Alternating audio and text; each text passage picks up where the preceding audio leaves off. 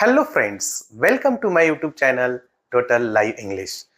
In this session of Subject Verb Agreement Part 5, this session is very helpful for those who are taking TET exam, CTET exam and all language learners.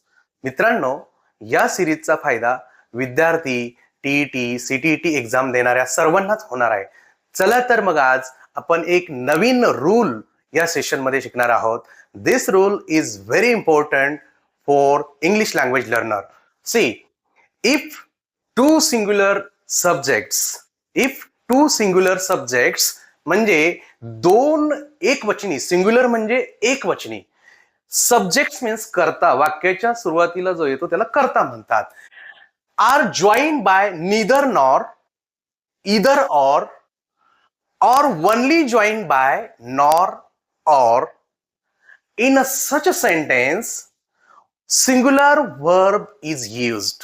मित्रांनो, जेव्हा दोन एकवचनी नाम, एकवचनी singular means एकवचनी नाम एकत्र जोडली जातात, कशाने?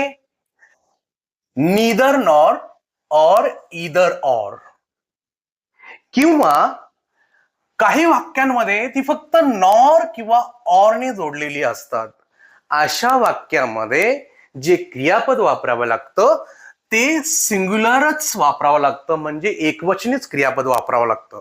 चला तर मग हा नियम आपण उदाहरणांच्या सहाय्याने समजून घेऊया. बघा, इथे neither pen nor book was given. इथे मी जो सर्कल केलेला आहे दिस इज द व्हर्ब, आणि हे व्हर्ब कोणत्या नंबर मध्ये आहे? नंबर म्हणजे वचन, एक वचन अनेक वचन. नीदर नंतर एक वचनी नाम आलेलं आहे पेन, अँड नॉर नंतर एक वचनी नाम आलेलं आहे बुक. पेन आणि book these are two singular nouns. Pen हे एक सिंग्युलर नाम आहे, बुक हे एक सिंग्युलर नाम आहे, एक वचनी नाम आहेत. अँड ही दोन्ही नामं नॉरने एकत्र जोडलेली आहे, आणि सुरुवातीला रचना आहे नीदर नॉर. या नीदर नॉर रचनेत ती एकत्र जोडलेली आहेत. अशा वाक्यामध्ये एकवचनीच कर्ता कन्सिडर केला जातो, विचारात घेतला जातो, म्हणून या वाक्यामध्ये एकवचनीच क्रियापद वापरतात. म्हणून इथे neither pen nor book was given. Second example, either she or her sister has paid it. बघा, इथे सी हा एक वचनी कर्ता आहे आणि हर सिस्टर हा एक वचनी कर्ता आहे. हे दोन्ही ऑरने एकत्र जोडलेले आहेत, ईदर ऑरने एकत्र जोडलेले आहेत. अशा वाक्याचं जे क्रियापद इथे आलेलं आहे हॅज, हॅज हे एक वचनी क्रियापद या ठिकाणी आलेलं आहे. सी आणि हर सिस्टर हे दोन कर्ते अनेक वचनात कन्सिडर करायचे नाही, ते एकत्र जोडले आहेत ईदर ऑरने किंवा नीदर नॉरने, तर ते एकवचनीच कन्सिडर करायचे असतात. म्हणून अशा वाक्यामध्ये नीदर नॉर आणि ईदर ऑरच्या वाक्यामध्ये एकवचनीच क्रियापद वापरलं जातं. Friends, the second rule we are going to learn today, it is also very important. See here, if two subjects of different number, जर दोन वेगवेगळ्या वचनातले नंबर मीन्स व्हॉट? नंबर म्हणजे संख्या नाही. इंग्लिश ग्रामर मध्ये नंबर हा एक चॅप्टर आहे. नंबर म्हणजे वचन. वचनाचे दोन प्रकार पडतात, सिंग्युलर नंबर, प्लुरल नंबर.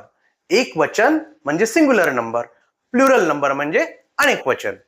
तो number, if two subjects of different number are joined by neither nor or either or. इथे काही विद्यार्थी neither nor ला neither nor म्हणू शकतात, either or ला either or म्हणू शकतात, or only joined by nor or. यापैकी कशानेही जोडलेले असतील. In such a sentence, singular subject is placed at initial position in the sentence and the plural subject is placed after nor or or. बघा इथे अशा वाक्यामध्ये मित्रांनो सिंग्युलर नंबर म्हणजे एक वचनी करता हा वाक्यामध्ये इनिशियल पोझिशनला म्हणजे सुरुवातीला मांडण्याची प्रथा आहे. अँड प्लुरल नंबर म्हणजे अनेक वचनी करता हा नॉर किंवा ऑर नंतर लिहिण्याची प्रथा आहे. In a such a sentence verb is used in plural form. अशा वाक्यातील क्रियापद हे सेकंड नंबरला जो अनेक वचनी करता आहे त्याला अनुसरून अनेक वचनातच लिहिलं जातं. हे या ठिकाणी आपल्याला ह्या नियमातून स्पष्ट होतं. See friends, we shall explain this rule by example. हा जो नियम आपण बघितला हा नियम आपण उदाहरणाच्या साहाय्याने या ठिकाणी स्पष्ट करूया. सी, संजना और हर फ्रेंड्स आर ऍब्सेंट. इथे बघा संजना ही एक मुलगी आहे. It's a name of a girl. एका मुलीचं नाव आहे.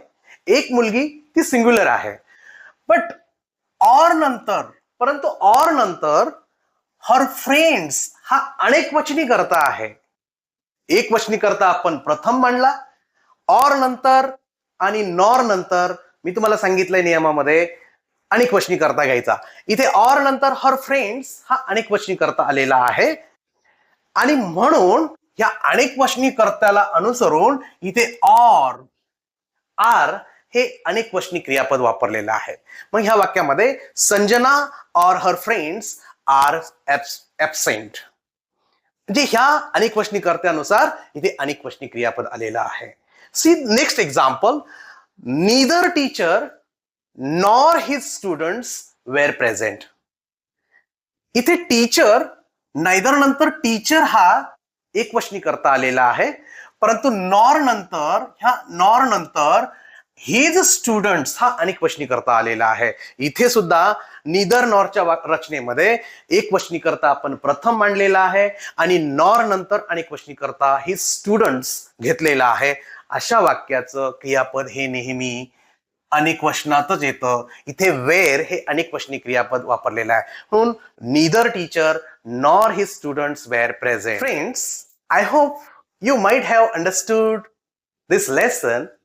So like, share and subscribe my channel and press the bell icon to get new content. Thank you.